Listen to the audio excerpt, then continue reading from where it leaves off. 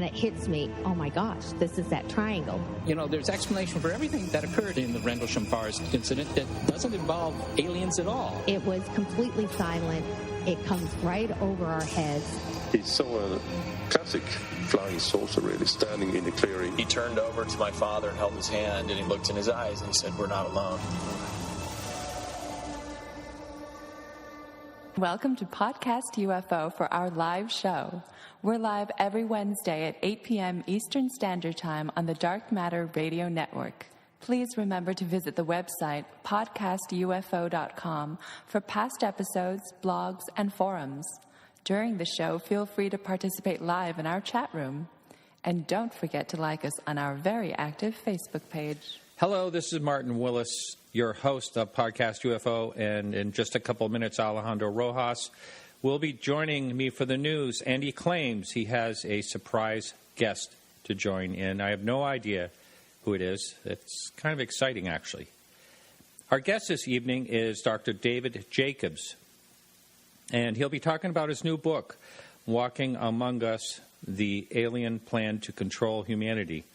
And I'm sure we're going to be talking about a lot of other things as well. It's Veterans Day. Here in the U.S., it's Veterans Day. And if you are a veteran, we want to thank you for your service, your intentions, and your sacrifices to keep us safe. Thanks, veterans. I want to once again thank Sam Bosell, who's been helping us out with the supporter platform. He's now done something for our chat room, which will pop up automatically on all of our web pages right before the show, and it'll go away right after the show. Thank you, Sam. And speaking of support, if you want to find out how to do that, you can check us out right on podcastufo.com. And while you're there, jump in the chat room. I mentioned a while back that a bunch of people offered to do graphics for our new Podcast UFO T-shirts. I think there was about 13 people contacted me. Well, we got 4 of those people out of 13 that actually presented some graphics. So if you'd like to go to our website, right on our sidebar, you will see you can get to that page to vote. We need you to vote. We have 2 weeks left for anyone to cast their vote on what graphic you want for a T-shirt. So that's right on the show notes or right on our sidebar. You can see how to get there. And I think that's just about it. So that closes, by the way, November 18th. And that's enough for me. So Alejandro and your mystery guest, how are you? I'm doing good. How are you? Good, good. Do you want to bring on the mystery guest now? Or? It's David Jacobs. Just kidding. Actually, though, he is speaking at the UFO Congress. He is. So you should spend a lot of your interview with him talking about the UFO Congress and how exciting it is that he's speaking there and stuff like that. All right. I might. No, actually, I'll let our guest introduce himself. All right. Hello, guest. Hello, this is Arnold. Arnold. Hi, Arnold. How are you? Not bad, Arnold. No, actually, we're California. My name is this is Ruben Uriarte from Northern California. How are you? Hey, how you doing, Ruben? Yes, Ruben's been on the show, Alejandro. Oh, he has. Good. Oh, yes. Yeah. Okay. It's been a while. That's right. It has. Yeah, I think it was last year or so. Ruben, you joined me with your partner. You've written some books with him. His name is, who is it? Mr. Noe Torres. That's right. Yes. Yeah, so Noe and Ruben will be speaking at the Travis Walton Conference this weekend. And so Ruben came in today. Noe comes in tomorrow, and then I'll be driving him out there. So that's going to be a lot of fun. Yeah, so that's why Ruben's here. And I figured since he was in the office and I was doing the interview, it'd be kind of fun if he joined us for the news. Absolutely. Now, that's the 40th anniversary is tomorrow for the Travis Walton and the Skyfire. What's the name? Yeah, the Skyfire Summit. Yeah, exactly. And tomorrow is the 40th anniversary of the event. And Ruben and I and others will be at the location where it happened at dusk, which is when it happened. Yeah. And we possibly may get beamed by a ship and taken away. I'm gonna push Ruben in the way. And yeah, they're all gonna leave me. Well, a few weeks ago, I had Michael Shermer on, and he totally He just came out and said that Travis was lying. The whole thing was a hoax, and it had to do with him getting a paycheck for work that wasn't completed. It's so ridiculous that they make such an assumption. And Travis speaks to that theory that they had to get a paycheck, and he talks about how them creating this elaborate hoax would not get them out of the work that they had to do. So if you ask Travis about it, the theory just doesn't make any sense. Yeah, well, I didn't agree with him at all on that. And, I stood up for Travis. But because I really, truly believe I believe that story. I believe Travis, I've talked to him eye to eye many times about it, and it's just, it's a solid one if you ask me. Really cool is that, and you know what would be great, actually? You're going to be talking to David Jacobs. Ask him his theory about Travis Walton, because I don't know what it is. I think it'd be interesting to hear what he thinks about it, especially given his perspective. But what's really been fascinating with, my girlfriend's been putting together this event, and over the years, I've worked with these witnesses. And, the witnesses kind of bicker back and forth, almost like brothers, like people have known each other their entire life. Mm-hmm. But they don't bicker about what happened or if anything happened. And they all individually are dealing with what happened. One of them, his email address is Ken UFO. And because this event, all of them have or they have different perceptions about what happened to them. But they don't, none of them deny what happened. And you can tell it's had an effect on each of them differently. And as much as they fight, I think with as much has gone on through the years, definitely one of them would have said, oh, he's lying, that person's lying. But that's not the case. It's even when they have disagreements, and these are not like sophisticated people, I would say. These aren't, people who are out there promoting themselves like some of the other people in this field who, you question their motives. These are just regular guys, living their lives. And I have not seen any indication working with any of these guys that has given me any doubt. And that's what's kind of fun, too, is that we're going to have more of the witnesses that than have ever been together this weekend, and the police officer who was the first on the scene. Wow. And you know what? Karen, my girlfriend, is the one who got a hold of him and got him there. Travis, none of the guys know what he's even going to say. And they're not against him coming. They're like, great, that'll be great to hear what he has to say. Mm-hmm. So they don't even know. He could just say, oh, this was a hoax and these guys were full of it. They don't even know. And I think that speaks to how that they're not afraid of anybody coming and talking about their opinion or their experience with the event. Wow, that's great. If I could jump in real quick. Yeah, Ruben, go ahead. Make a point. I've known Travis now for a while, and I've had a chance to really get to know him at a number of our conferences where he was our features guest speaker. And the thing that always stand out for me, of course, he's just one heck of a humble guy, a straight shooter. But the other thing, when the question is asked, well, what would you do if this happened to you again? And he said, I won't tell anybody. He says, I wouldn't want to go through what I had to go through, but obviously, he's gone through so much over the years, and his mission is to make sure that the story is told correctly, and rather than having other people interpret or misrepresent his story. So tomorrow is going to be really awesome, and the rest of the weekend, Alejandro and Karen have worked very hard, along with Travis and a number of other people to put this conference together. So it being the 40th anniversary, this is going to be a very special event. Right. Karen's done an amazing job. Yes, I didn't realize that the Karen was your Karen. Yeah, my Karen. Yep. Because we had a conversation getting some people speaking, Lee Spiegel, one of them, for one, to pipe up and talk about the conference coming up tomorrow. Yeah. Yeah. Well, great. Did you have any news or I do. All right, Every week I got news, baby. All right. Lay it on Okay. us. So the news this week, this one's kind of fun because this is a story written by Roger Marsh from MUFON for our site. And this was about a Texas sighting that included a photograph where these people said they saw something bright. They took a picture. The kid in the car took the picture. And then in the picture, there's kind of this cylindrical object that turned up. So kind of a weird photo. It's kind of cool because San Antonio newspaper picked up this story and wrote about it today.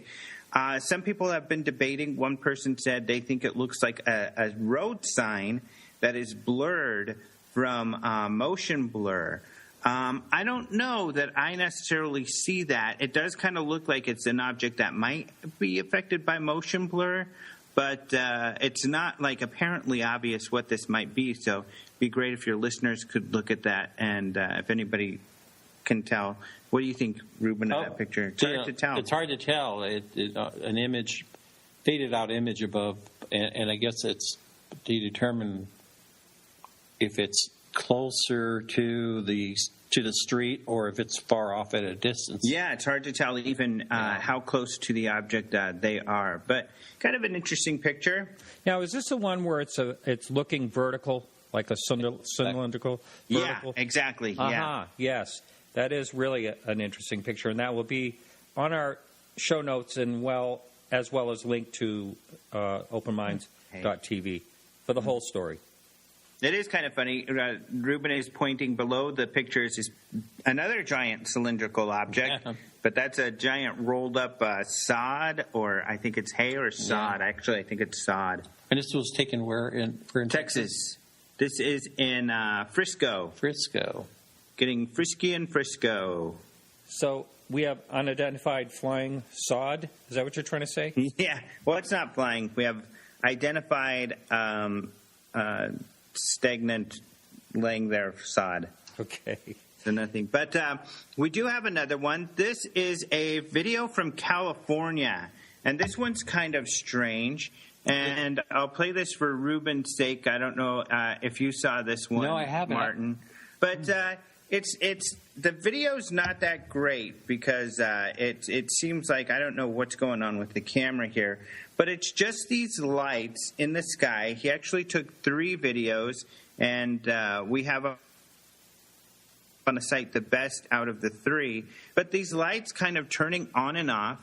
They're multicolored and just kind of weird. The witness says he thinks that these lights were interacting with each other, that perhaps one of them beamed one of the others. He thinks, maybe they were battling up there or something. I don't know about that because they do most of the time look like they're in place, but they do turn on and off, and they are different colors. So kind of an interesting video there from Castro Valley, California. In fact, that's right next door to where I live. Where do you live, Ruben? Yes. Yeah, I live in Hayward. Oh, yes, California. I know where that is. And Castro Valley is right next door. We've gotten some other footages from other witnesses in the past in that area there. It's definitely and this is in a our MUFON database. case. So this will be follow up with one of our investigators. And in fact, I think, let me see. Usually Roger will put in the story, and I can't remember on this one if it was investigated. You probably would know who it was.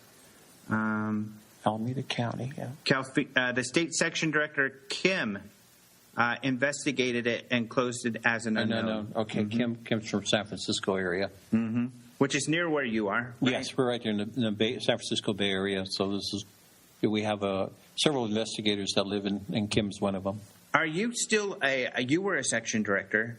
I'm now the state director for Northern California, and we have an assistant state director and a chief investigator, and we cover approximately 45 counties just in Northern California alone. And in Southern California has about 13 counties. Now, we tend to come in as number 1 usually every month in terms of how many cases have been reported. But also there's a lot of sightings going on across the country and in other parts of the world. But Texas tends to be number 2. And then we get Florida, maybe sometimes Michigan, and then in Colorado, and in a number of other states. So each month we get a deluge of cases, and it's hard to keep up. Yeah. Ruben, you mentioned, Alameda County, and it just made me think of Alameda Island out there where it used to be an air base. Oh, yeah. And was there ever any sightings around that base? Did you ever hear any stories about that? Yes, actually. Along the bay, we've received reports from motorists that are driving on the San Francisco Bay Bridge, for example, where they've seen strange objects. Although now Alameda is no longer an air base, and now it's a lot of development there. But we get, interestingly, we've gotten a number of reports of objects out there, or mostly orbs, out there in the out there by Golden Gate, also in. I think normally sometimes when we have Fleet Week, now that's where the Blue Angels will perform. Right. We've had a couple of occasions where we've had people who submitted their photographs to us where they actually captured an object real close to the Blue Angel formation, and that's a no-fly zone. And normally, when they perform, they close down everything around a 5-mile radius. But it's really interesting when they're able to capture something. And so some of these reports we had, they were determined as unknown. Wow. Interesting. Well, we're running a little late here, but I want to thank you very much. Ruben, it's great to talk to you. Yeah, same here, Martin. Thank you. And thanks for joining us for the news. And Alejandro, thanks, and we'll be talking to you next week. All right. Thank you. Talk to you next week. All right, everyone. So hang in there for the quick music break, and we'll be right back with David Jacobs.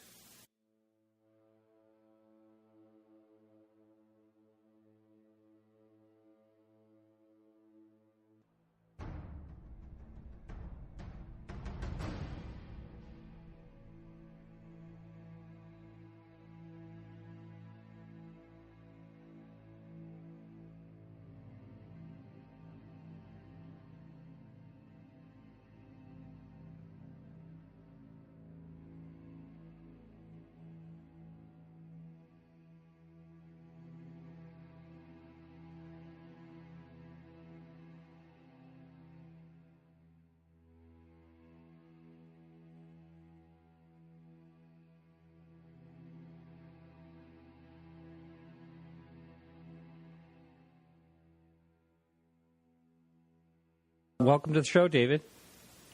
Thank you for having me. Yes, and last time you were on, we were just talking when we did the sound check. That was a long time ago. It was, I think I said it was 2013, right? You said 2012. 2012. Wow. So anyway, you were on way back then. Most people, I'd say, probably everyone listening right now knows who you are, but this podcast does go international. So can you just quickly give your background? And I'm kind of fascinated because I know that you were into UFO history, too, at one time. So, yes, you'd like me to do that now? Yeah, if you don't mind. Just kind of a quick, in a nutshell, your background, how you get interested in all that.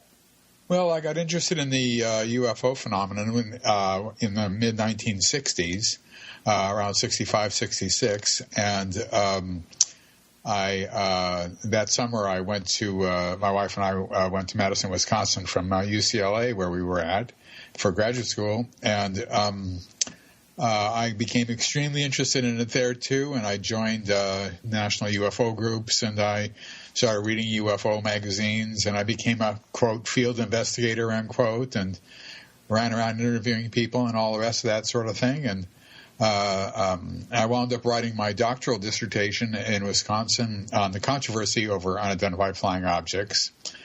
And I just sort of stuck with it after that. In 1982, I met Bud Hopkins for the first time, and he introduced me to the abduction phenomenon, which I didn't have a whole lot of interest in beforehand. And in 1986, 4 years later, I started doing my own hypnosis with abductees. And consequently, here we are. Uh-huh. And you've written several books.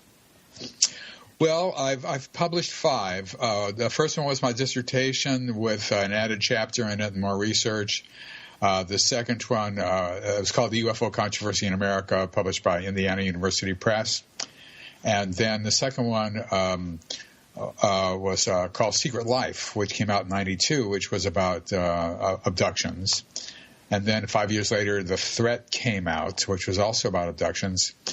Then I published an edited book called UFOs and Abductions Challenging the Borders of Knowledge, and with 10 people who were very involved with the subject, including one sort of debunker.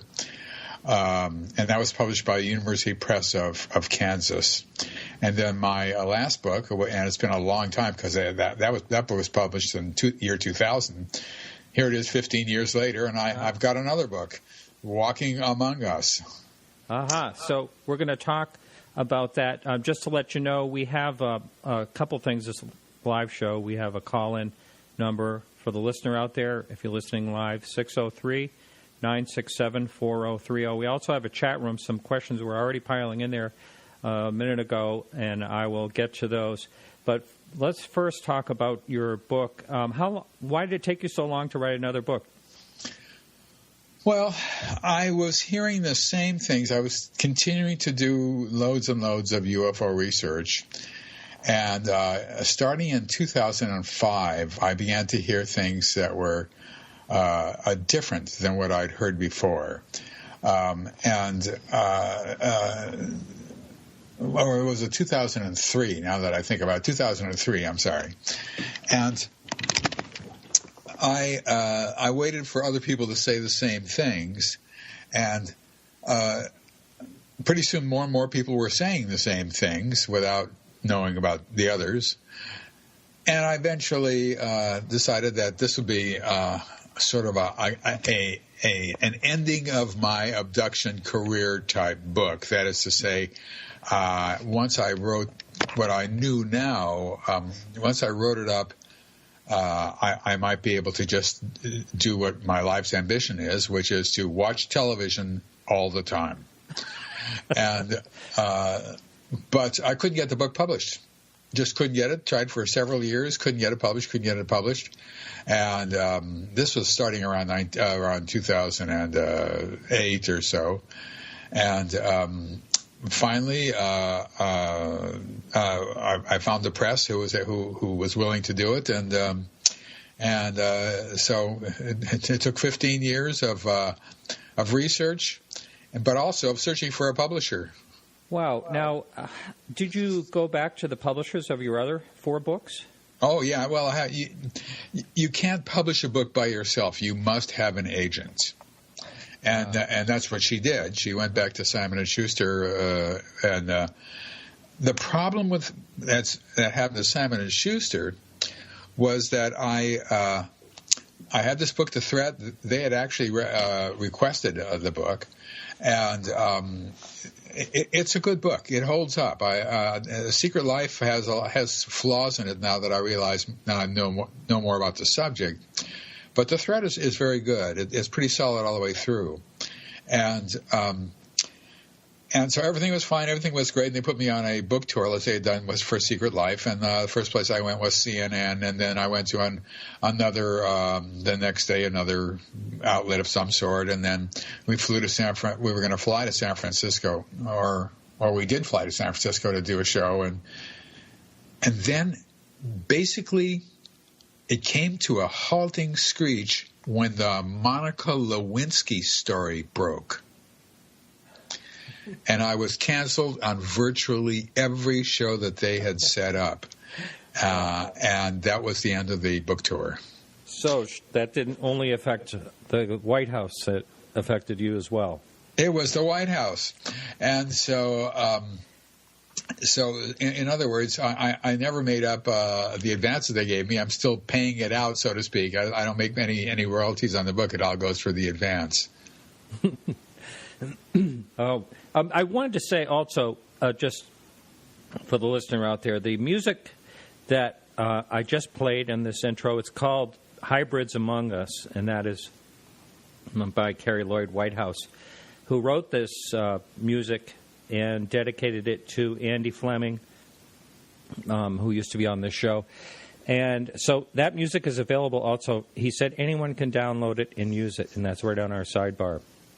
And the chat room was wondering why I wasn't active just a few minutes ago, and that is I just want to apologize to everyone because I just mentioned that we have our T-shirt graphic contest, and while I was trying madly just a few minutes ago to get a voting poll in there, I deleted the whole thing. So all the T-shirt graphics are gone.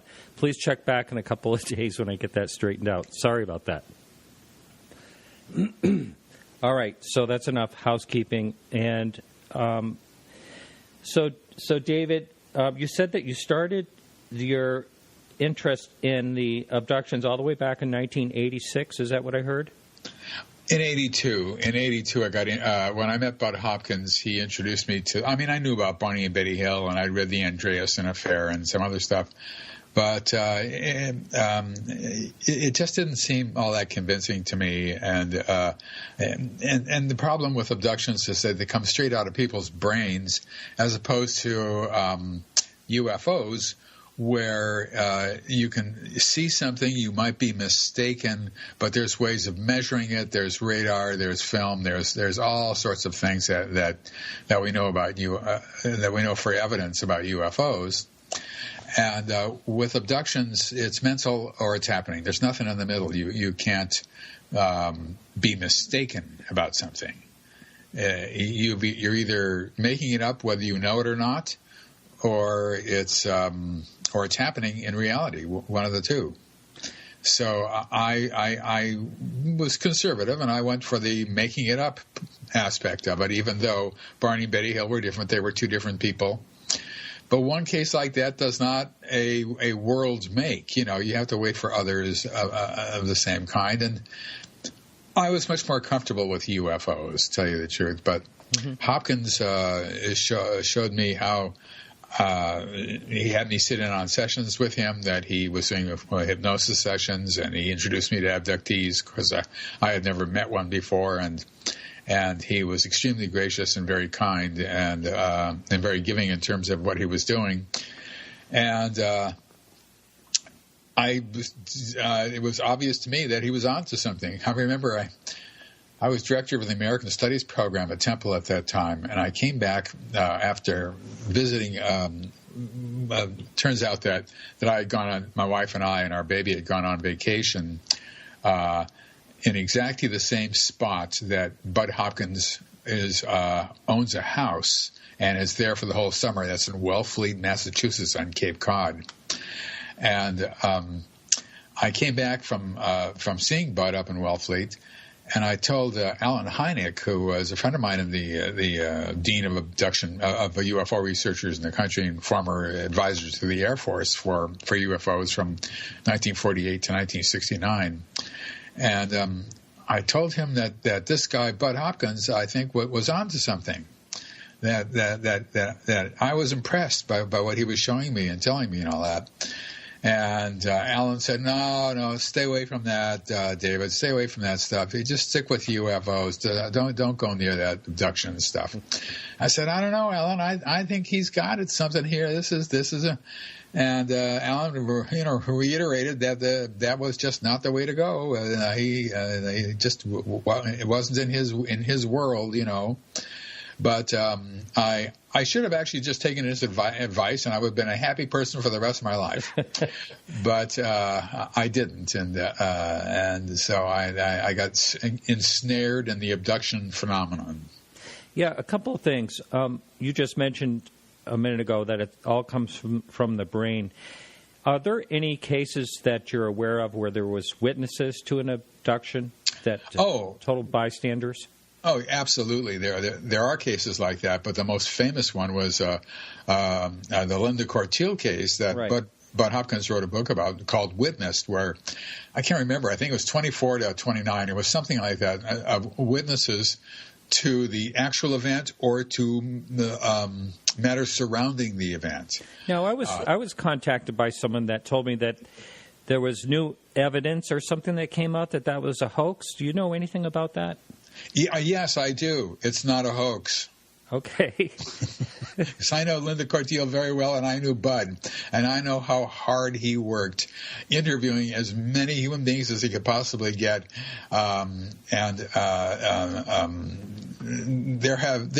a lot of characters around who really like tearing people down, and you got to be very careful because the Linda Cortiel case is a very good case. And a very strong case once you understand sort of everything that happens. Now, I remember they float through the wall. There's some type of dignitary in a limo or something that witnessed. Am I getting the right one? Yeah, that's the one. Actually, the initial aspect of it was people in their cars on the Brooklyn Bridge saw Linda flying out her window from a. She lives in a high-rise apartment in New York City, and there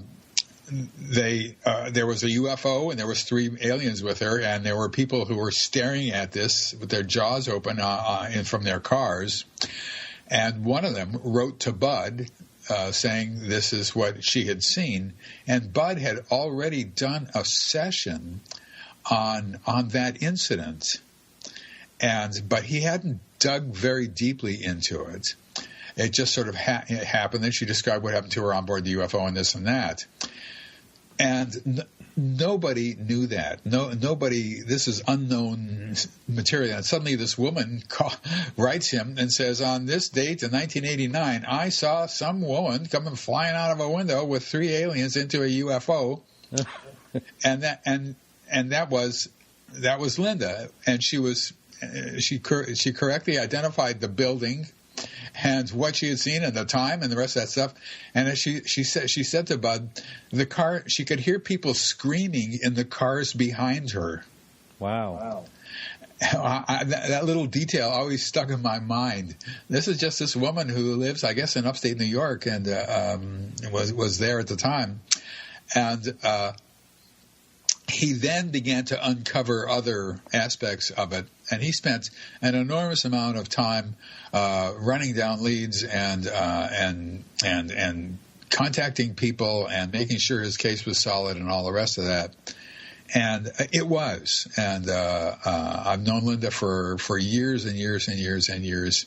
She is not the kind of a person who is going to invent a hoax and have over 25 people or whatever it was as part of this hoax, including these people who witnessed this on the ground, one of whom was a major international figure and all that. This would take a team of people working for a movie for a year to get all this just right. And this is not just not possible for one person to pull all these strings, and not a single person coming forward and saying, well, Linda told me to do this and she slipped me $100 bill or something like that. Nothing like that ever came about. Sure. Now, I noticed I can hear a little bit of feedback. If you wouldn't mind turning down your volume just a little bit. Okay. There's a question up on the message board for you. It says, for Dr. Jacobs, is there other current researchers you have collaborated with that share your hybrid alien agenda theory? And in parentheses, he mentions that you mentioned deceased researchers such as Bud Hopkins. Is there anyone living? Yeah, I don't know. There's only a handful of serious researchers in this country. It's absolutely awful. There's Yvonne Smith in L.A. Oh, yes. And there's Kathy Marden in Florida. And Jed Turnbull in New York City. And there's a few others, but it's not like there's hundreds of them out there and just waiting for people to tell them things. And it's considered to. It's worse now. We used to have more researchers. There used to be John Mack, and of course there was Bud, and there were others as well. who went on to having a life, whereas I just stuck with the abduction phenomenon, and I guess that Yvonne would be closest to me. But I've had a tremendous advantage over almost anybody and everybody, because I retired from Temple University in 2011, but before that, I could spend a lot of time with abductees. I taught on a Monday, Wednesday, Friday, or a Tuesday, Thursday schedule. So if I taught on a Tuesday, Thursday schedule, I could have time on Monday, Wednesday, Friday in my home office to work with abductees. I would spend between 4 and 5 hours with each one of them. An hour talking in the beginning, a couple of hours of hypnosis, then an hour of talking at the end, etc. And they could come as many times as they wanted. Neither Bud nor I ever charged any money for this. And I worked with people sometimes for decades. So I could see change over time. And I could understand how how the operation of this abduction phenomenon was going. And I learned how to do a kind of questioning that is chronological and logical. Nothing is taken for granted. Everything is sort of logical. Now, I shouldn't say nothing is taken for granted, because if I'm working with somebody for the 40th time, then when she says to me, well, I got up on a table, and do I have to go through all what they did on the table? And I'll say no, because I've already heard hundreds and hundreds and hundreds of cases of people's on table. I know what they do, and I've heard her many times to know what they do. So we'll go on to other things. But I became very much aware of change over time. Hang on, just keep that thought just 1 second. I just want to address this. Caller, person just tried to call in. Please be patient.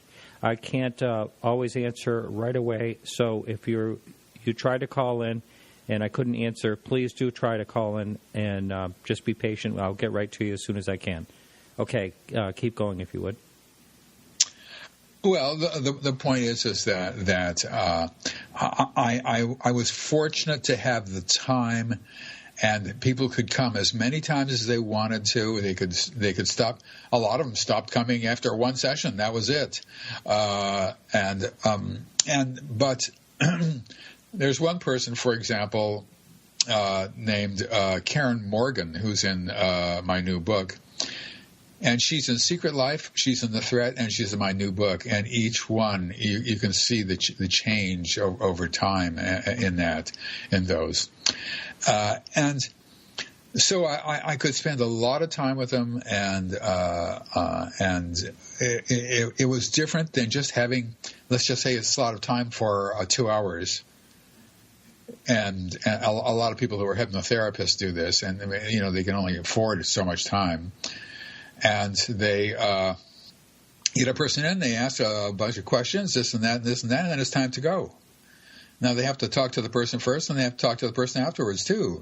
So there's, and it's a different sort of, I don't know, environment with me. I have a home office and all that. So I was extremely fortunate, and my wife bore everything with dignity. We had been married.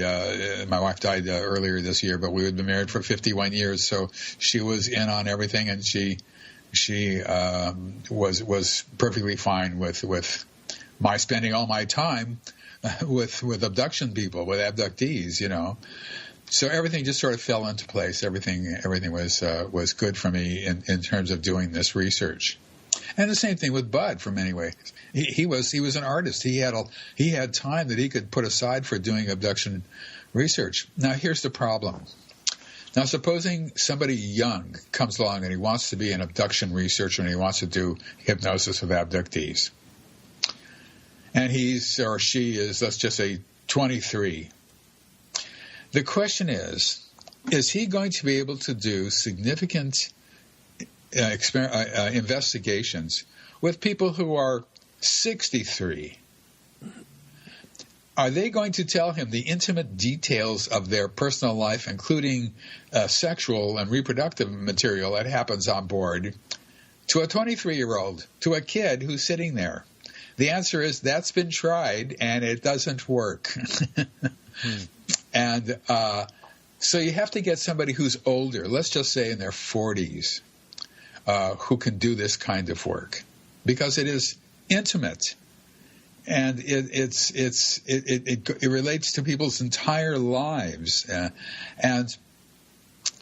But when a person is 40, they already have a career. They're a 9-to-5 worker, or 9 to 12, as the case may be these days. At night, the people work longer and harder now than ever before, and they're married and they have kids, and they can't go through the training it takes to become an abduction investigator and then spend 4 or 5 hours several times a week with somebody. It's very, very, very difficult to get anybody to do this and to do it right. That's the problem. Right. First of all, I want to say, and also up in the message board as well, we're sorry to hear about your wife, your loss. Oh, thank you. Thank you. Yeah.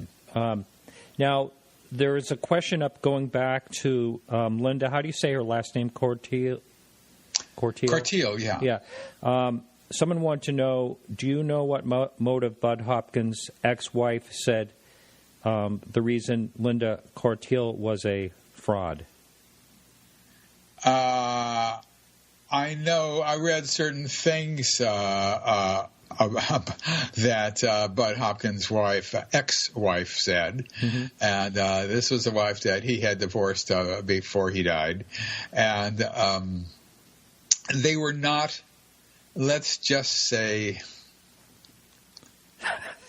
I've read a few things, too. Yeah, well... So I know what you're talking about. They didn't part on such good terms. They did not part on good terms, and Carol sort of went on a campaign to discredit him. And if you knew anything about Bud Hopkins or had ever met him, you would realize how intelligent, gracious, and kind he was.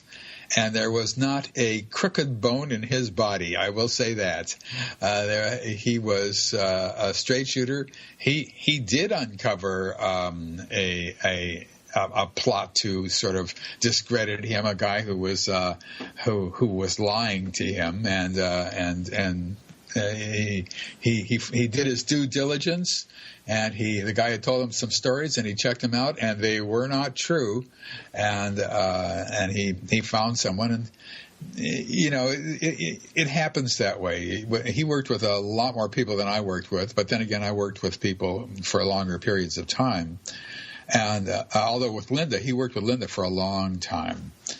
And Linda, I'm not exactly sure what she was referring to, because she did a sort of scattergun thing that this was wrong and that was wrong, and all sorts of other things he did was wrong. I don't agree with her, but I will say this for myself. You have to learn how to do this on the fly. There's no book that shows you exactly how to do hypnosis with abductees. Everything is new as it comes along. Not everything, but you're constantly seeing new things, and you have to make the decision: is this correct? Is it not correct? And all that. But when you do it, you're making new pathways. You're clearing the trail for other people to come along and also do it. And that's what Bud did, and I hope that's what I'm doing as well. But the Linda Corteil case might have an oddity here and an oddity there. But on the whole, this is a good, strong case. As I said, I've known Linda for many, many years. I also would question why Bud would spend so much time with her if she was a fraud. He wouldn't. I mean, that wouldn't make any sense to me. He would have detected it right away. You would think so. And Bud was extremely smart, and that just would not have happened. It's not possible Well, anything is possible, but it's not possible, in my opinion, that that would have happened with Linda. Linda is not a hoaxer. She didn't. There was no reason to be a hoaxer.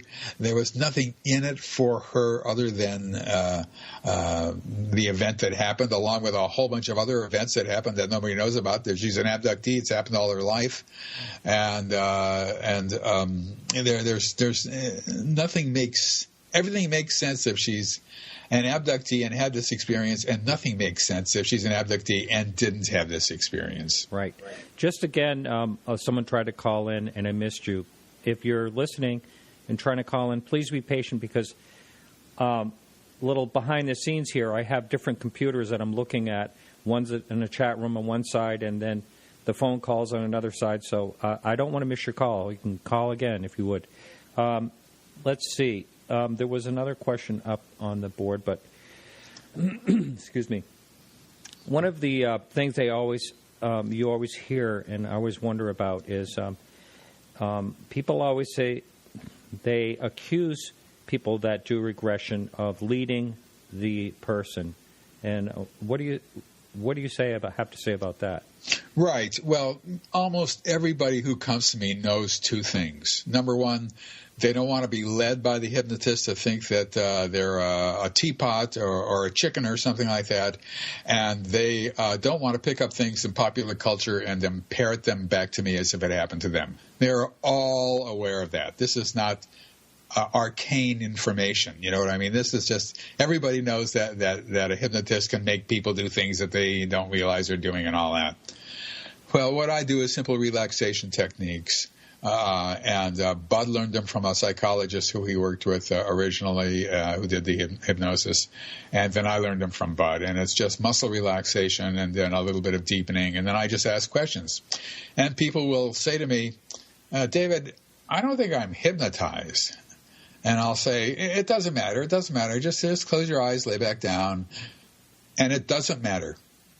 And I start asking questions, and I might do a tiny bit of, I'll count from 3 to 1, and you'll feel more and more relaxed, something like that. And that'll be it. And that's it. And they say, I got to go to the bathroom. I say, okay, fine. Go to the bathroom, lay back down, and I just continue questioning. And then we'll have a discussion about something that relates to it during the session. And then I'll just continue on with my questioning. It's not like they're in a trance and they don't know what they're saying or what they're doing, or they're thinking to themselves, especially in the first session, they're thinking to themselves, this is the dumbest question I ever heard in my life. Should I even give this guy the benefit of an answer? That's what they're thinking. And they're so worried about hypnosis the night before. Some of them don't get sleep. I have to warn them about this beforehand. After they do their first session with me, it never, ever occurs to them to think about hypnosis as something to fear ever again. Just once they realize they're in total and complete control. They're thinking about the questions. They're thinking about whether that's a correct question or not, and this and that, and they realize that it's just trying to dip into these memories that are hidden beneath the surface. It's probably a short-circuiting of the too many statins in my brain. I have no memory left anymore of your short-term memory. Short-term memory cannot dig into the other long-term memories. Where the event is probably laid down, I guess, I surmise. Okay, just switching gears here for just a minute, and that is, so Travis Walton probably wasn't your average abductee. He claims himself that he thinks it was almost more or less like a rescue mission once he was zapped with that beam. But a question Alejandro Rojas asked earlier on in the news was, what does David Jacobs think of the Travis Walton case? Well, Travis is a friend of mine, and I've known him for many years, and he's an extremely intelligent, extremely thoughtful person. Mm-hmm. I agree with you. And he's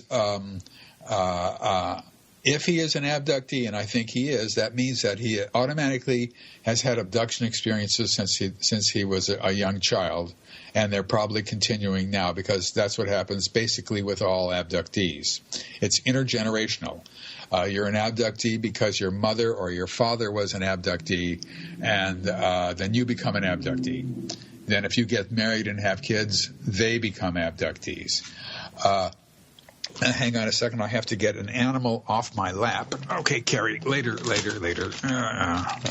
She'll purr into the microphone. That's the problem.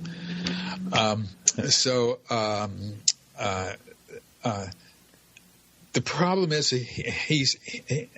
he only remembered 20 minutes of a 5-day event.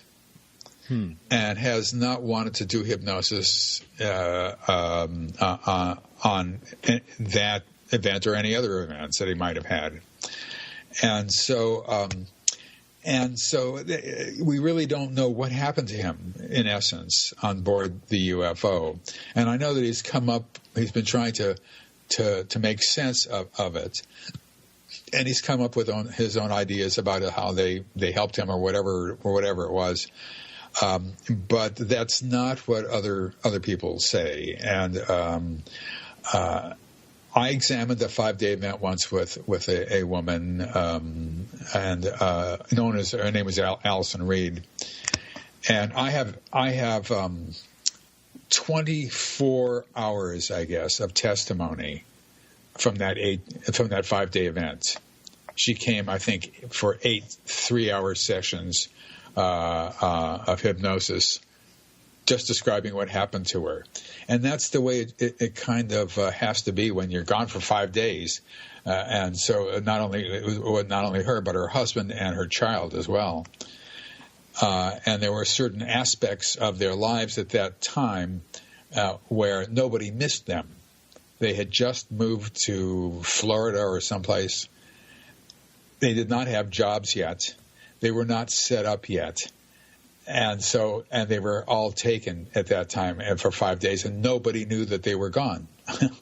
So the fact is, though, that Travis's case was astounding because it was witnessed. Mm-hmm.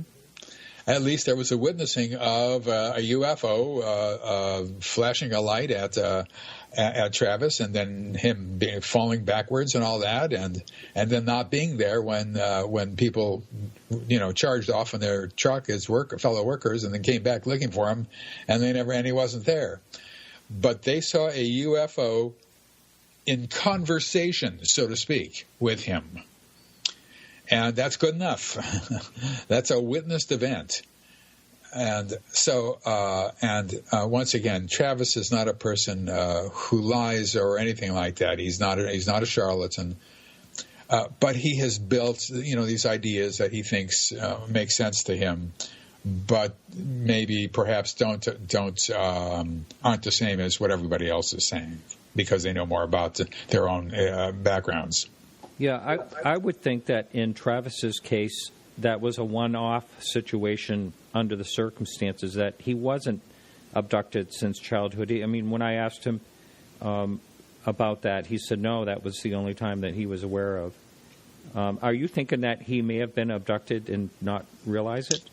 Well, if that were the case, that would be the first time we've ever heard of anybody being abducted, especially for 5 days, and it was the only time ever.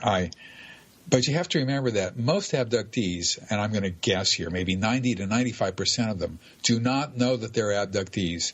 This is a clandestine phenomenon. It is secret, and the way in which you start secrecy is you keep it secret from the person that it happened to. So most people do not know that they're abductees who are abductees. In other words, they might lead unusual lives. They see angels, they see devils, demons, whatever. They see in their bedroom or in their living room or whatever, They see dead people who've come back to say goodbye to them or whatever. They travel on the astral plane.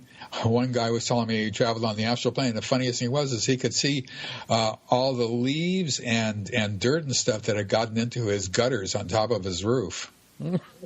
And I thought to myself, well, if you're traveling on the astral plane, that would be an interesting memory to have. How you got to clean your gutters. But and type A personality, yeah. Yeah, right. So the point is, though, that every single abductee I have worked with, and I think probably everyone that Bud has worked on, have had these experiences since they were children and will continue into old age. It stops somewhere in old age. We don't see a whole lot of people who are 80 years old, let's just say, on board a UFO. That is, when people are abducted into a larger UFO, they sit in a room, a circular room, their clothes are removed, and they wait their turn to be processed for whatever they're going to have to be doing. And I'll ask them, well, are there, men and women there? And they'll say yes. And I'll say, you see any children? No. Sometimes yes, and most of the time no. And they'll sometimes, remember somebody who was abducted or whatever. But the fact is, though, that all that can easily be forgotten. And as soon as they leave, it's gone from their memory. But at least I ask them sometimes, do you see anybody who's really, really old? And they almost always say no. Wow. So we think it stops somewhere in old age, but we can't be sure. We don't really know. It's just as baffling as the whole rest of it.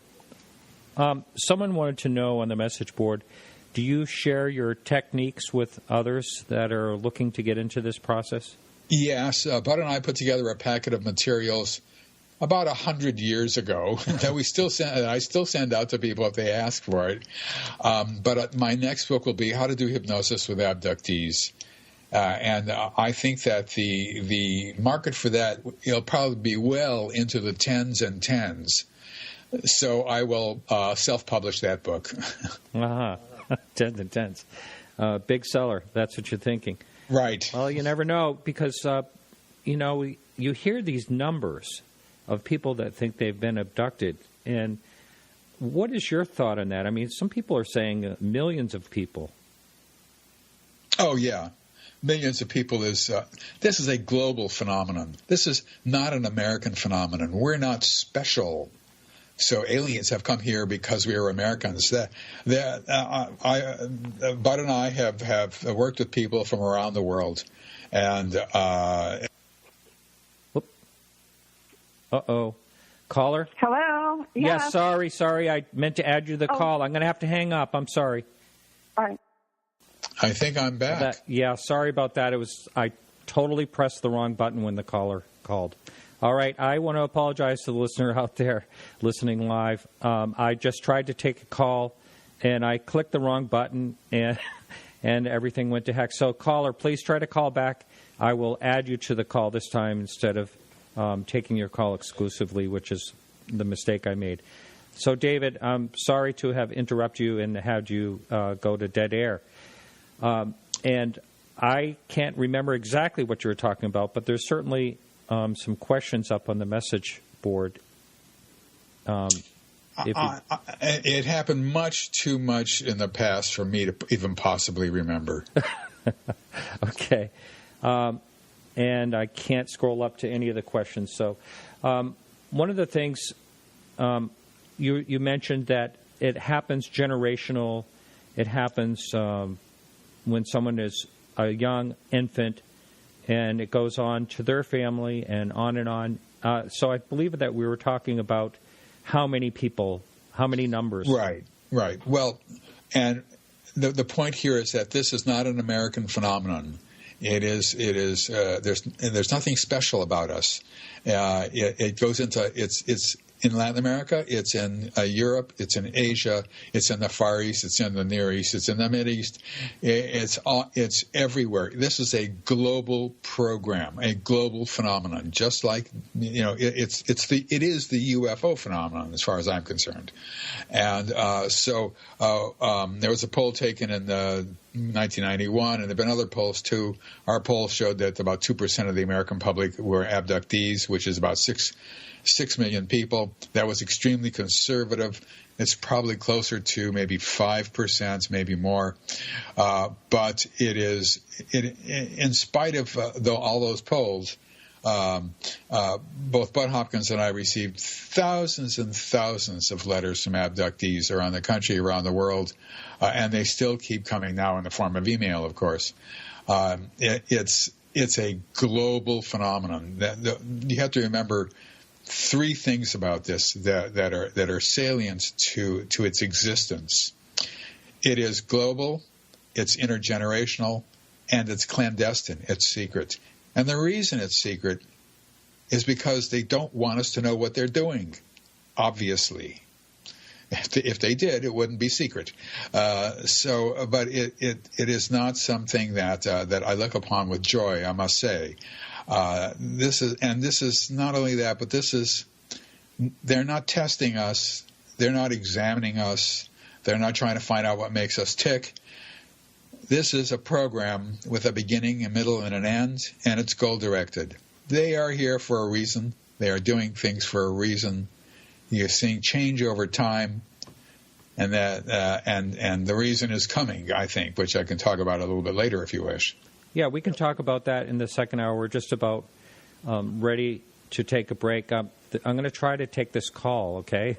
Hang in there, everyone. Hopefully this will work. Caller, are you there?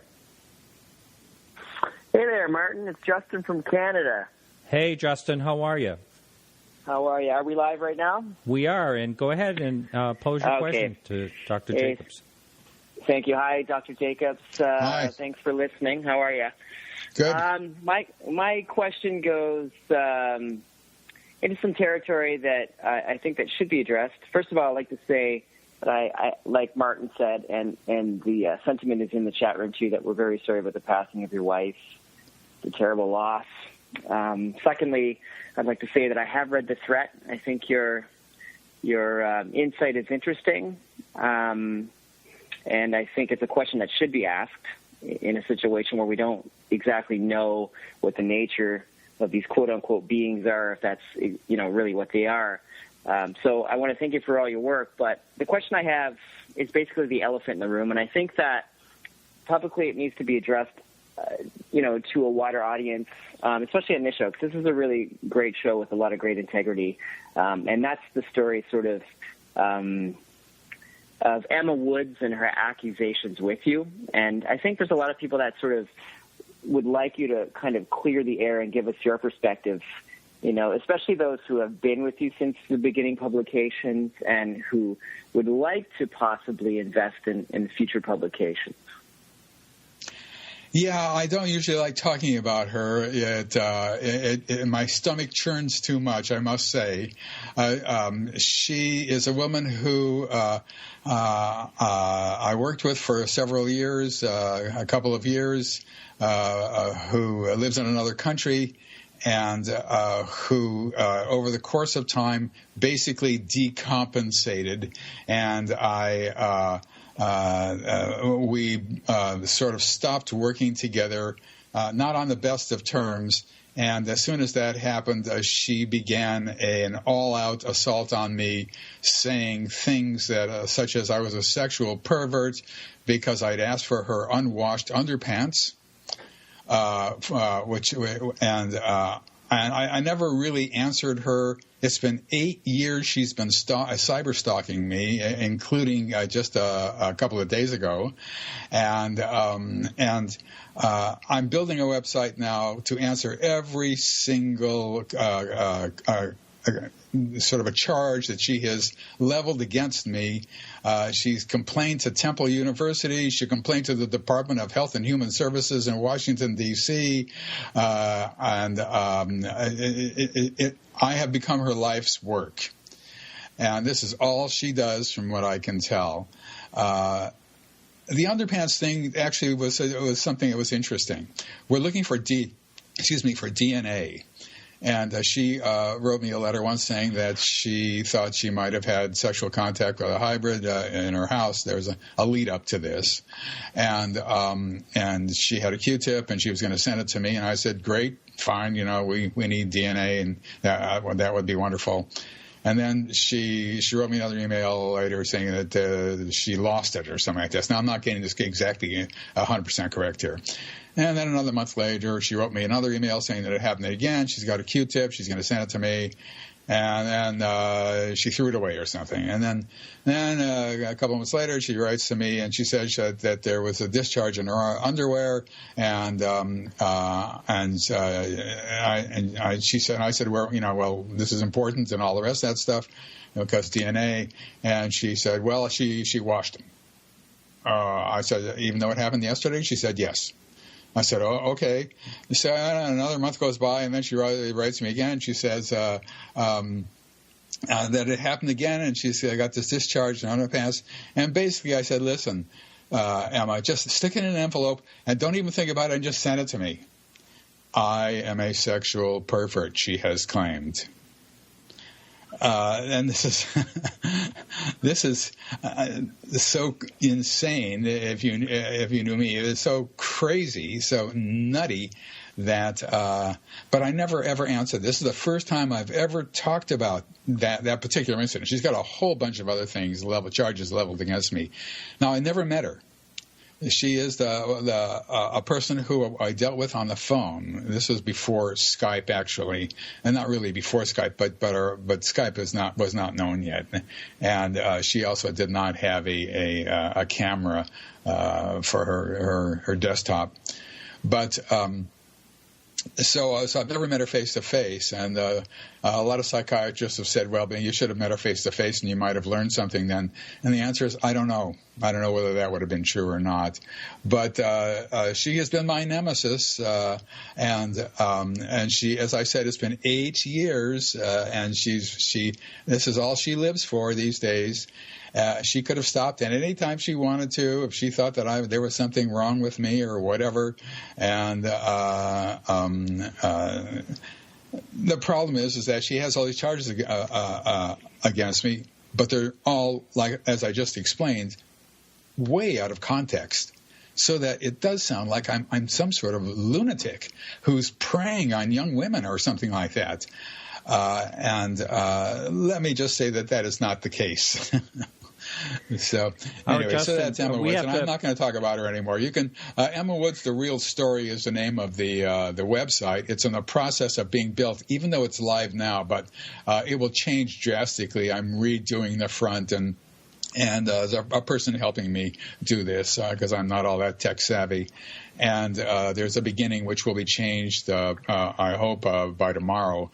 And I'll go into every charge that she's leveled against me and show people exactly what happened. And you will, when people read what I have to say, they will understand, I hope. Okay. Yeah, I actually have been. I've seen firsthand, the effects of cyber attacks, especially in this day and age. So I really appreciate you actually, taking the time to talk about that to the audience, because I don't think most people understand how hard that can be, especially for you, who is a public figure. And I think it's important for people to know that there is a resource maybe that they can see and read the backstory on. So thanks for maybe clearing the air on that a little bit. Thanks, Martin. Well, I've talked with about a dozen psychiatrists, psychologists, and therapists about the situation. And they all have one answer. Don't ever, ever, ever respond to her. Ever, ever, ever, ever. Because eventually she'll just lose interest and go on to somebody else. And that was very good advice pre-internet. And now it's a whole different story. I stuck with that until now, and I've been a punching bag for her for so long. As I said, 8 years is a long time, and I'm 73 now. I just absolutely have to answer, even though they're still telling me not to do it, but I'm doing it anyway, and people can make up their own minds then. Yeah. Okay, Justin, thanks very much for the call. Hey, thanks, guys. Good night. Good night. All right. So, David, hang in there. Hang in there, live listeners. We're going to be right back right after this quick music break.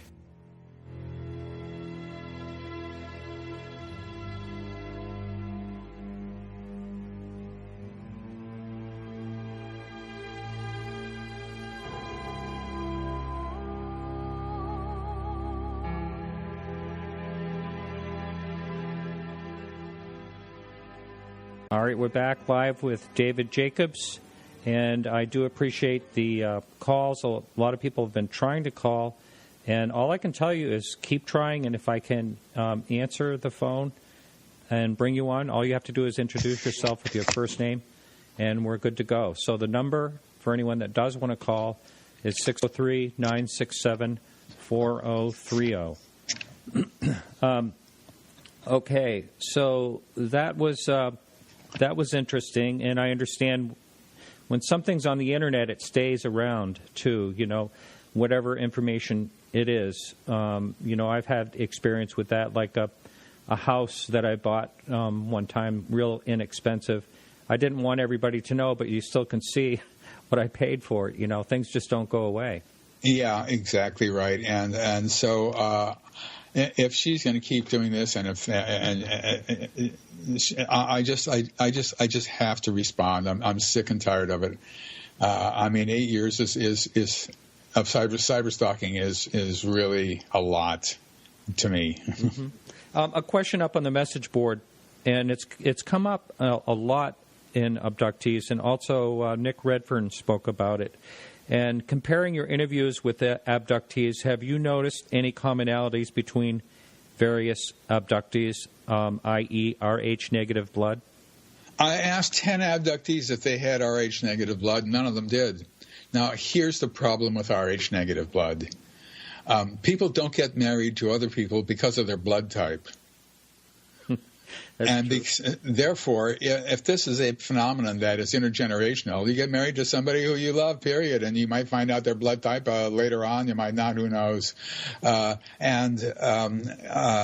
So if, in fact, Rh-negative was a significant aspect of the abduction phenomenon, what we would see would be a rise in the number of people with Rh-negative blood, because they would be the ones chosen to be abductees, and since it's intergenerational, they'd have to do some sort of messing around. I'm not sure, but to get that, but we don't see anything like that as far as I know. Like I said, I think this is.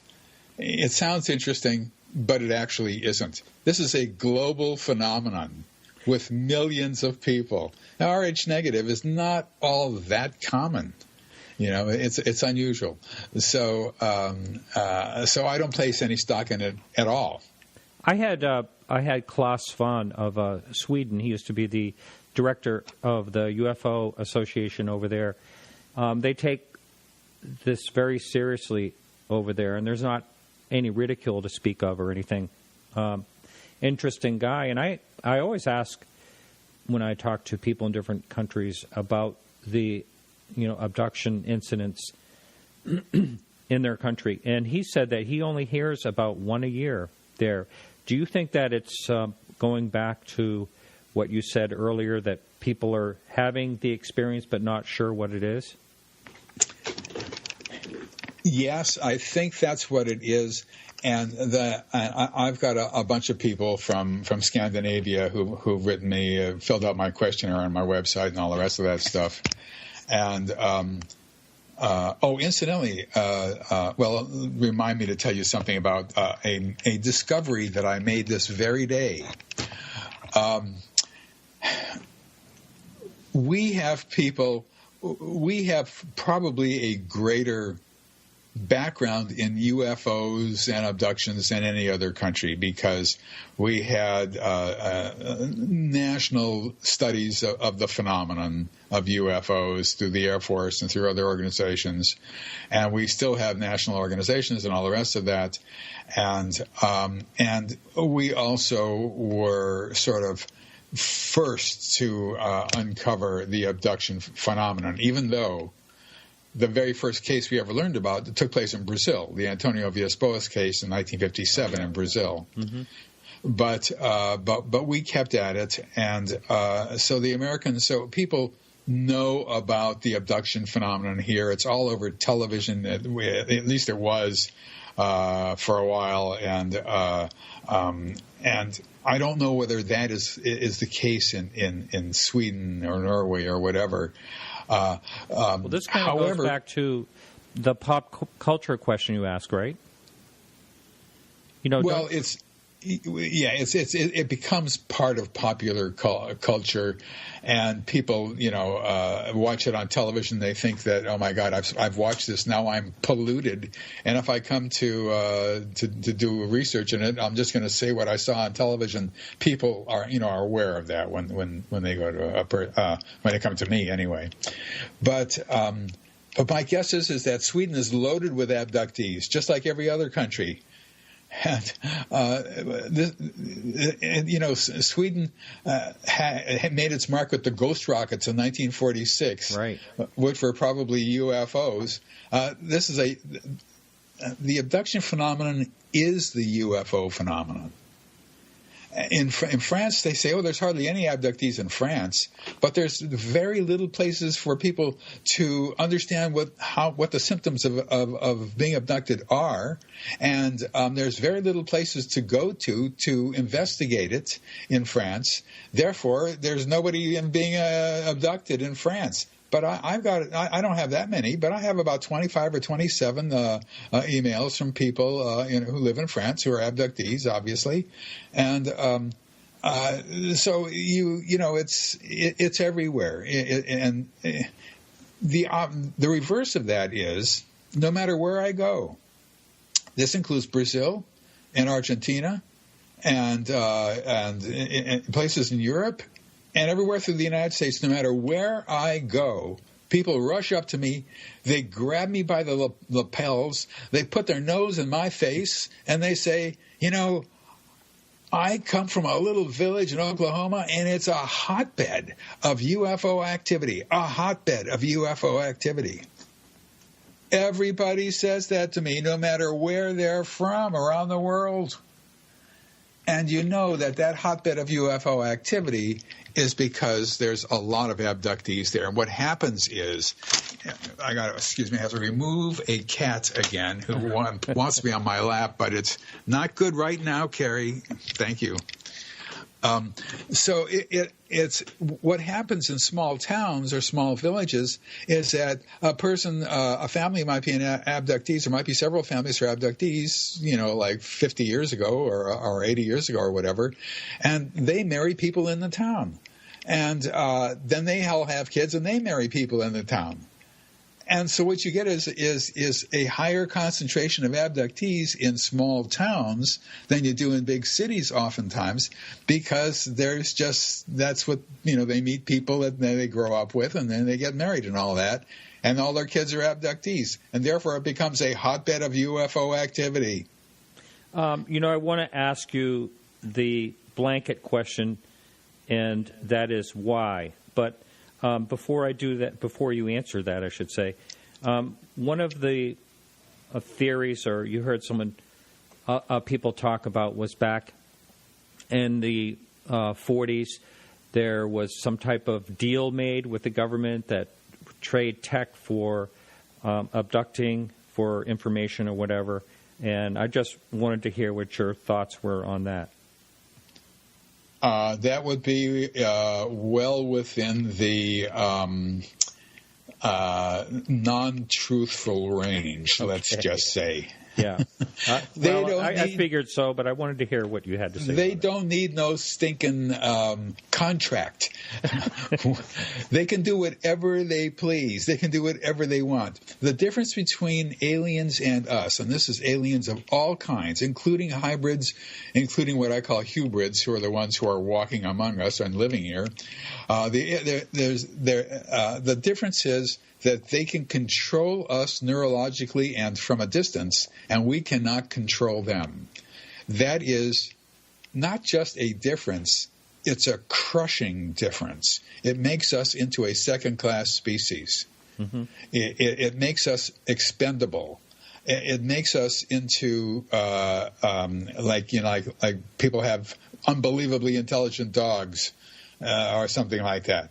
Not quite like that, but we have a lesser ability to use our own brains than they do, and so I just don't like that, and therefore they don't need a contract. They do whatever they want to do.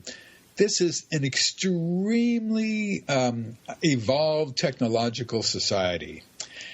Any technology that you're going to find that is from outer space automatically and absolutely has to be extremely advanced, not just a little advanced, but really advanced. And the reason is because our technology, which is how we measure things, is brand new. It's only a couple of 100 years. And if you really want to stretch matters, you could say it's 10,000 years old, our technology. Why, 10,000 years ago, somebody rolled a flat stone and called it a wheel. So that would be technology of some sort. 10,000 years is not even a quarter of a nanosecond of a blink of an eye in geologic or cosmic time. Right. So if somebody has any kind of technology at all out there, it's going to be extremely advanced compared to ours because ours is brand new. Mm-hmm. Now, there's a flaw in this argument. The flaw is there might be so many civilizations with technology out there that by the law of averages, a few of them might be right where we are, just beginning.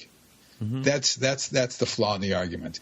But generally speaking, it's going to be very, very advanced. So what you see here is the concept of invisibility, the concept of taking people right out of windows, closed windows, right out of walls, up through the ceiling and into somebody else's apartment and up through the ceiling and then into the air without being seen and passing through matter. You see stuff like that.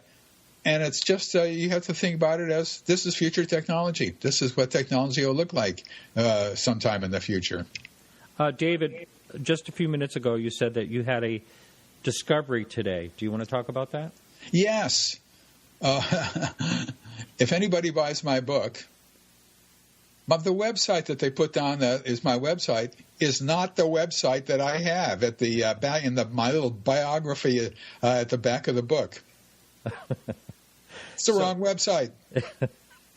Does it go to Emma Woods? Is that who it is? No, thank God. It's they put down UFO abductions with an S.com instead of UFOabduction.com. And Joe Montaldo used to own UFOabductions.com, and I think that he's abandoned it or reselling it or something like that because I looked at it after I saw this error, and it's for sale. Oh, you can do a redirect. Either that or every book signing, you can change it in the back of the book. That's what I'm going to have to do, but I've been told that they're running out of books at the warehouse, so in the next printing they'll print the correct website. But so anyway, so much for editing all your copy, and then you get there and do that. Wow. Right, exactly. Well, these are typos. You can't get rid of typos, and they're in all the books that I've written, and they you just no matter how many eyes are on it, you're going to get typos. I just heard Carrie try to get up in your lap again. I think now on the message board, someone wants to know if all the abductions are physical or some of them just psychological or psychic, or in other words, like mind abductions. Yeah, there is no such thing as mind abductions. These all happen in real time, in real place. They're really physical. People come back from them with marks and bumps and bruises on their body. They come back with them sometimes with fully formed scars on their body that they didn't have before, which I have seen. I just said something that is biologically impossible. Fully formed scar tissue, a scar an inch long, that was not on a person's hands who I had seen the day before. I looked at something And my jaw hit the floor when I saw that. Even I was astounded to be. I was looking at something that was impossible. That's not impossible if you're an abductee. And sometimes they come back with their clothes on inside out, or some clothes on backwards. Sometimes they come back wearing somebody else's clothes. Is that right? I've never heard that part. Wow. Oh yeah. This is real time physicality. This is nothing. One time I had a guy say that he went to sleep on his couch and he went to Venus or something like that while he was on his couch, and he came back and everything was wonderful. And no, and only 5 minutes had passed, and no. Okay, you're welcome to call in out there. I'm sorry I have missed a number of calls this evening. That number is 603-967-4030. So, David, in your opinion, what the heck is going on? Why is this happening? This is your opinion, but I'd like to hear it. Okay, well, there's a lead up to this opinion. First of all, in the threat, I talked about these beings were saying that to abductees. Well, they would bring an abductee into a room, and they'd show the abductee an image on a screen, and it would be here's the two of them that I usually talk about. One is people lined up on steps, like a class photograph, and looking at the camera, smiling, whatever. And the person looks at this, and they're puzzled as to why they're looking at these people standing on these steps. But then they hear telepathically, can you tell the difference between you and us? And the person, the abductee, looks at it and hardly understands the question. They say, well, what do you mean difference? Everybody looks the same. There's no difference. What are you talking about? And they say, see, isn't that wonderful? Soon we will all be together. Soon there's going to be a change. Everybody's going to be happy. Everybody's going to know his place. Soon this is going to happen. The change is coming. And then other people would tell me the same kind of story about a change coming and soon. And more people would tell me that. And then I then would ask them, well, what do you know what they might mean by the change? Nobody knew. I said, well, do you know what they might mean by soon? Because soon is a relative term. It could be a nanosecond from now, at a billionth of a second, or a billion years from now, for all we know. And nobody knew that either. So in 2003, I started to hear these stories that indicated that something was happening, that people who you could not tell the difference between human and hybrid were beginning to appear in the society. And the first time I heard that, I just cast it aside, because when you hear something for the first time, it's not evidence. You have to have other people verify that. And then another person said the same thing. Then another one, then another one, then another one, then another one, then another one. And then I thought to myself, well, this might be the change. This might be the change they were talking about. But it might not be the change. It might be a prequel, so to speak, to the change. It might be a harbinger of the change that is coming later. I do not know, because I don't know what the change is. However, what people began to say was that they were not only helping hybrids learn about what life is like on Earth from the time they were children until the time that they're teenagers and even older on board a UFO, but in fact, they were doing it here in normal society, and these beings were living in normal society also. And I had never heard that before. And then I started to hear a lot of it, and people were not aware of the other one's testimony, obviously. And so the question then is, why? Well, we don't know the answer to that either. And then, but when you look at the big picture, and you can't look at the small picture here, this has to be the big picture. It's global, it's intergenerational, it's secret, and they can control us neurologically. So my sense of this is I'm calling this global acquisition. I think that they're plan ultimately is to take over the Earth in some way, or at least civilization on the Earth. In other words, I don't know what's happening in every country. I don't know what's happening in North Korea, for example. But we do think, it does appear to be global, and there's really strong evidence for that. It appears to have been going on for a long time, as early as the last quarter of the 19th century.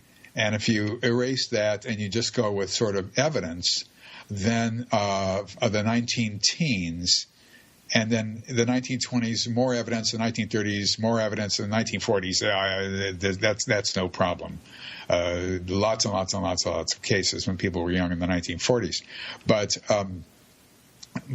so we know it's been going on for a long time, which means that there's been a lot of time and energy and thought put into this program of planetary acquisition.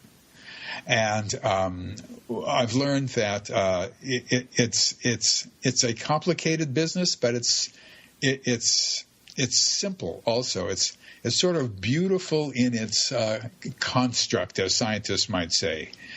It's acquisition through hybridization, and it's just a slow but now constant stream of people who look like normal, average, everyday individuals, just moving into apartments, having abductees help them, having abductees teach them about the 10 billion things they don't know about on Earth, even though all their lives they've been taught what it's like to be on Earth. But once they get here, they need somebody to hold their hands up for a lot of things. And that's what abductees do.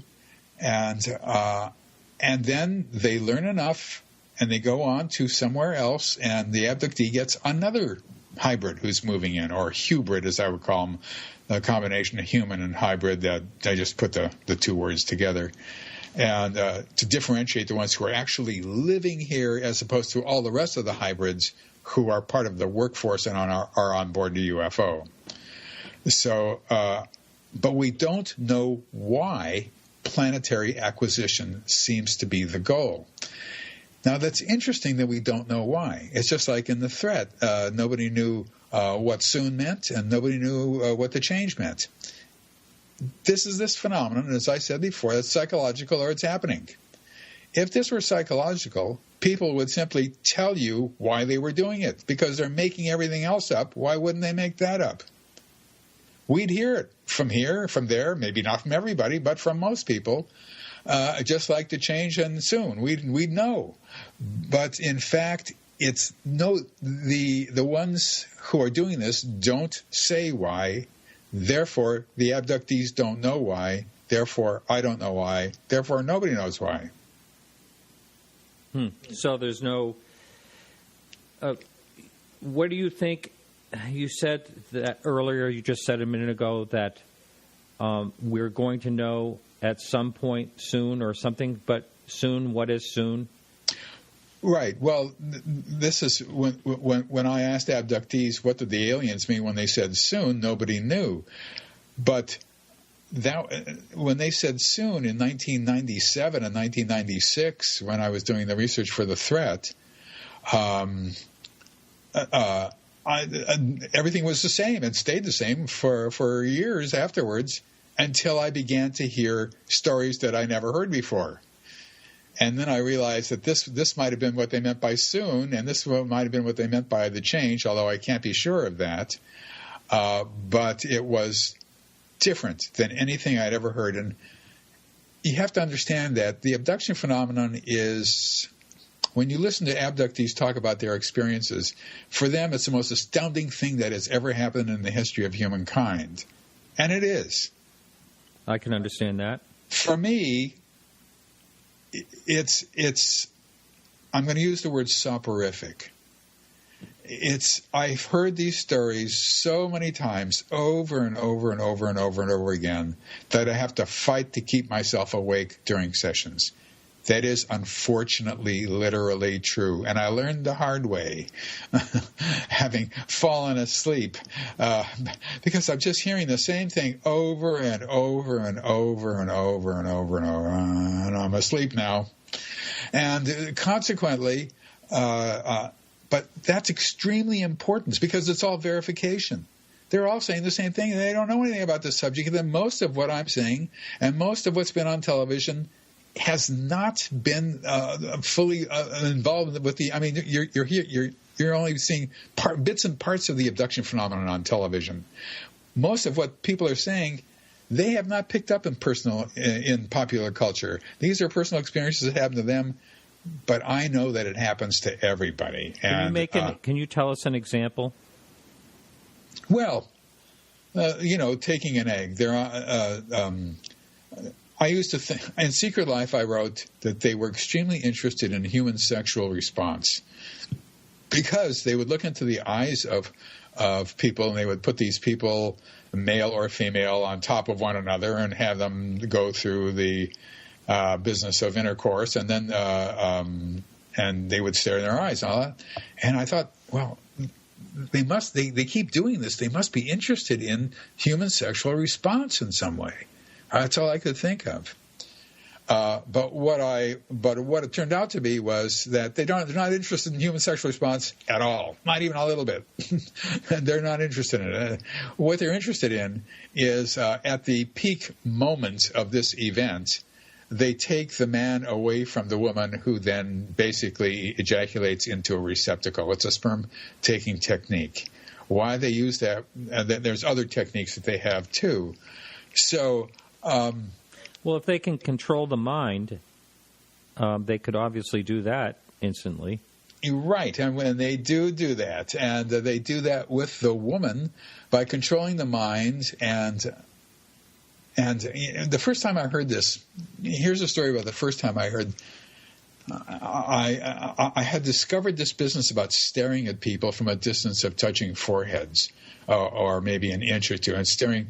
And I would ask them, "Can you avert your eyes? Turn them left or right?" And they say no. I say, "Well, can you close your eyelids?" No, they can't do that either. And I couldn't figure out what it was. And I finally realized they were using the optic nerve, which can be seen from the outside at the back of the eye, as a conduit to stimulate any particular neurons that they wanted to in the brain, or to do different things in the brain neurologically. One of the things that they can do is they can stimulate sexual response. And when that comes for a woman, they immediately, at that point, they go down and they take an egg. Now, or 2 eggs, or whatever egg is coming out of the ovary. How that happens, I do not know, because that does not happen in normal human life. That's not when women ovulate. That's not what happens. In some way, that facilitates their taking of the eggs. I've had people tell me that hundreds of times. That is not an exaggeration. And one time, this is a story I was going to tell you. Before I knew this, this guy, this tall gray alien, was staring into this 16-year-old girl's eyes. Now, she was older when I was working with her, because I don't work with people who are. I like to work with older people. I want them to have a life first before they start working with me. So I don't work with anybody under the age of 21, and I don't even like to do that. I'd rather work with people who are 50 or 40 or whatever, who already have a life and kids and a wife and a husband and all that. So she's 16. She's remembering back to when she was 16 years old, and I asked her. This is all brand new stuff. I said, "What's going on in your mind while he's staring at you?" And she said to me, she said, "I really like him. I really, really like him. Oh, he's really a good person. I hope he likes me." She says to me, the 16-year-old talking to me, And I'm thinking to myself, here's a bug-eyed monster who's staring at her eyes, and she's falling in love with him. How could that be possible? And I didn't know anything about this sexual response thing yet. And But that was sort of the beginning of it. It went back a little bit more when I first discovered it with another woman. But like the Stockholm Syndrome? No, it's not the Stockholm Syndrome. They're just creating sexual response so that they can take an egg. That's all I care about. Wow. And so, there's a bunch of comments that came up. And let me just pull one question for you because I keep missing all these questions. How many commonalities do you have on abductees that I have to read this differently because it's written like he's asking me to ask you, that you have written about that you use as you're checking your abductee in hand? I guess the person is asking how many commonalities are there?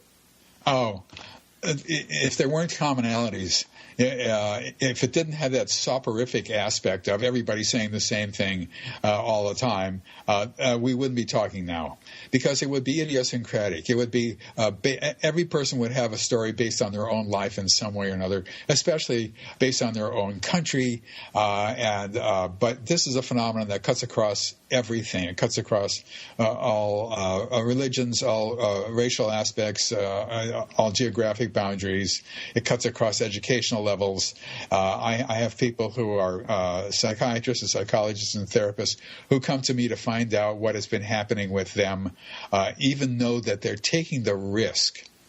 Because I'm just some amateur guy. I'm just a guy off the street.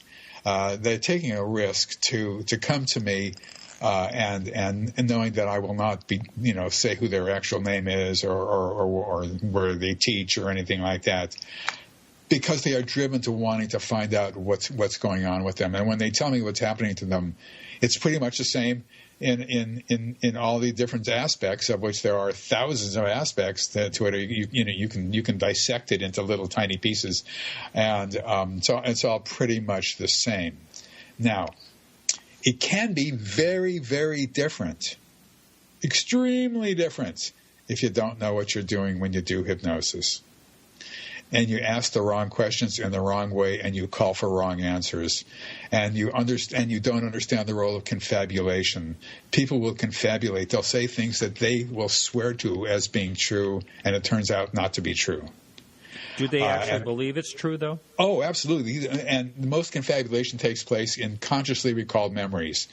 Now, obviously, if 90 to 95% of abductees don't remember anything, those aren't the ones we work with. We work with the ones who do know something is going on, who do have a memory of something happening, or a bizarre dream of aliens in their bedroom, or something like that, and other things too, which then drive them to me. I take people who basically are it's interfering with their life. If it's not interfering with their life, if everything is okay, they're married, they're happy, everything is fine, I'm not about to open this up for them and destroy their lives in some way or another. I don't want to do that. I want to work with people where this is getting in the way of their normal life. They deserve to have a normal life, and that's what I'm looking for. So basically, the commonalities are critical, and it's extremely important that they say the same things. If, however, I take for truth what they first tell me, for example, I will tell you a risque story. This woman is 12 years old. This is conscious memory. She's out in the backyard playing. She got the urge to go to the bathroom, but it was too far. It was an urgent urge. It was too far to go back to her house. She was in a wooded area. Nobody was around, so she, as we like to say in the halls of academe, took a dump near a tree. So when she looked at it, she was astounded to see a tapeworm in it. And that really was sort of amazing, but that does happen, and so I think so.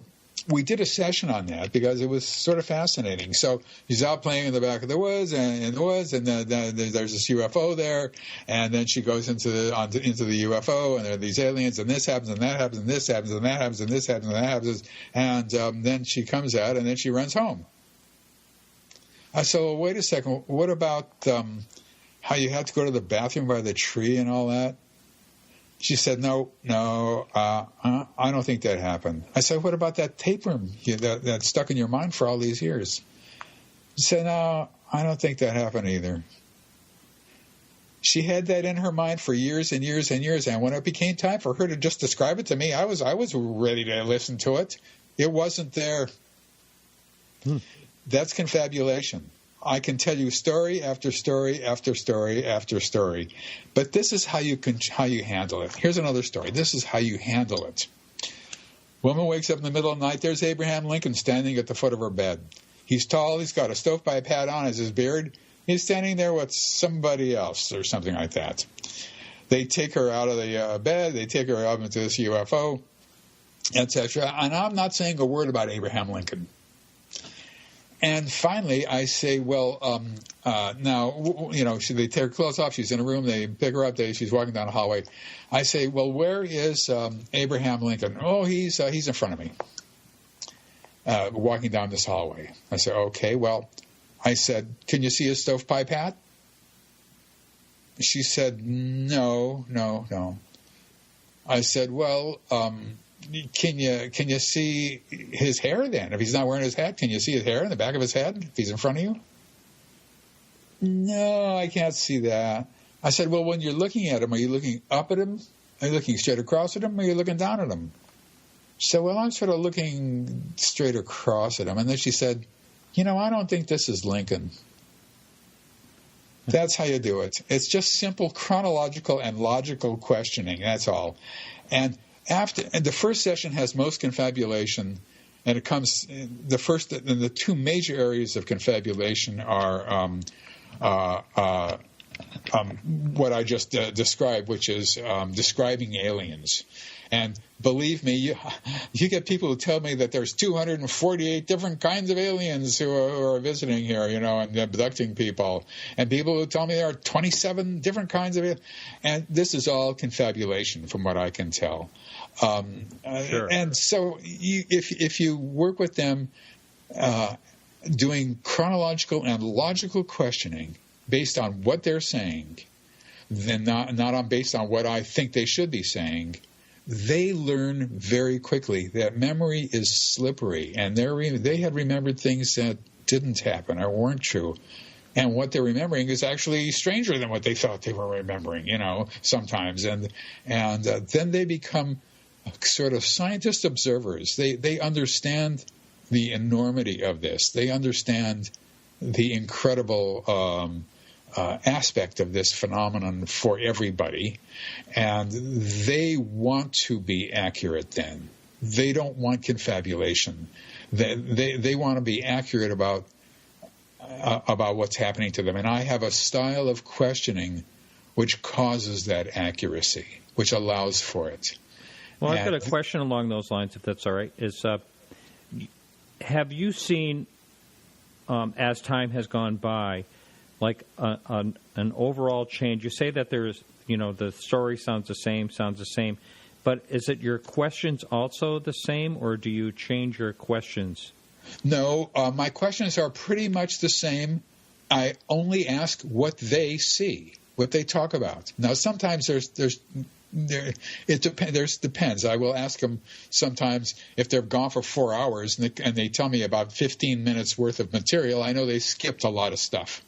So I'll tell them, well, let's just see if anything else happened. Then I'll count from 3 to 1 or something like that, and tell them, when I get to 1, you'll remember something else happening if it did, and it might if nothing else happened, that's fine too.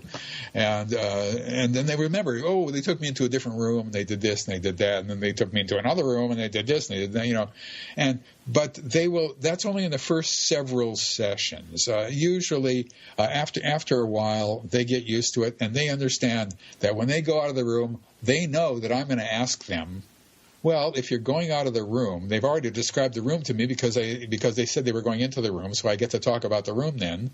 Then when they go out of the room, I ask them, do they go straight? Do they straight out of the room? Do they go left, or do they turn right, or something like that? Now, there's only so many ways you can go, So they say, well, so they know right away. They say, well, I'm turning right into a hallway now. And they've learned to be accurate because I'm sort of asking for it. I'm asking for accuracy.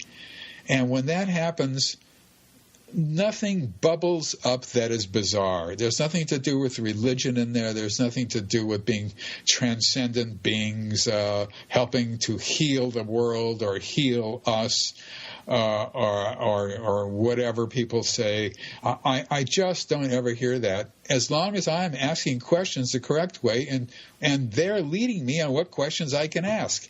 I can't just tell them, ask them a question out of the blue.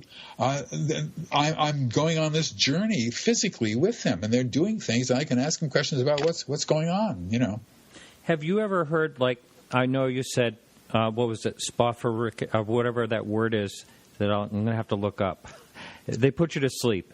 Have you had... Soporific means sleep-inducing. Okay. Have you had... say, spoken to someone and multiple times your story is similar, you're falling asleep, and all of a sudden there's something new or something bizarre that you actually believe is part of the story? Yeah, that does happen, and it may not be necessarily validated by others. It only happens when I've worked with the person for a number of years. And I know and I trust that person. And usually the person will say to me, now, I don't know whether this is true, whether this is happening or not, but I'll tell you anyway.